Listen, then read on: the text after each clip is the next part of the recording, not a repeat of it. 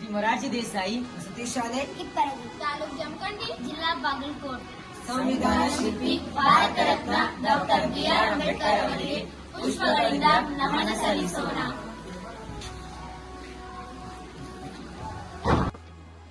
ಈಗ ಭಾರತದ ಸಂವಿಧಾನ ಪೂರ್ವ ಪೀಠಿಕೆಯನ್ನು ಕೇಳುತ್ತೇವೆ.